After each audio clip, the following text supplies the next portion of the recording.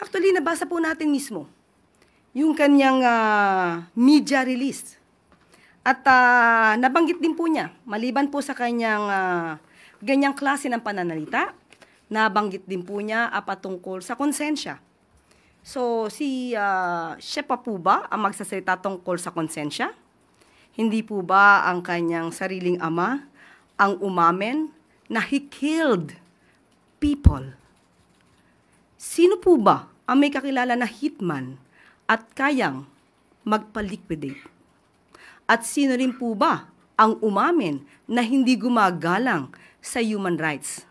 Now, are we talking about conscience? At patungkol sa sinabi rin po niyang korupsyon, hindi po ba ang sarili niya ring ama ang siyang umamin na siya ay korap?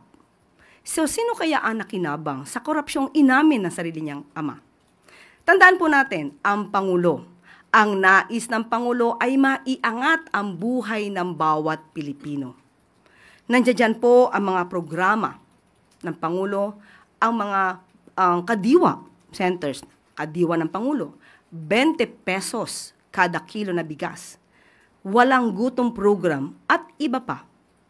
So alam natin, hindi lamang sa halaga ng 500 nagwawakas ang gusto ng Pangulo para maiangat ang buhay ng Pilipino. Ang pinag-uusapan lamang po sa 500 ay kung kaya. Kung kaya.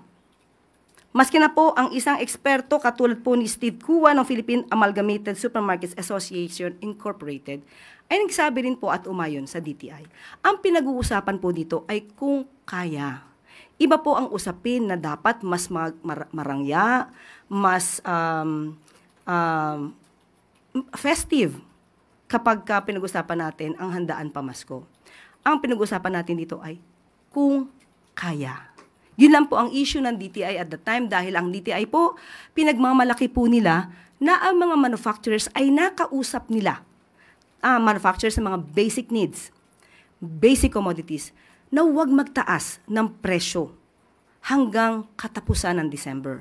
Yun lamang po ang gusto ring ipagmalaki ng DTI at ito po ay isinagawa ng DTI para sa taong bayan. Sana hindi po nila ma-miss yung pinaka-essence kung bakit sinasabi po ng DTI nakakayanin ng 500 dahil po napakiusapan po nila na huwag magtaas ng presyo para sa mga basic commodities. Yun lamang po yun.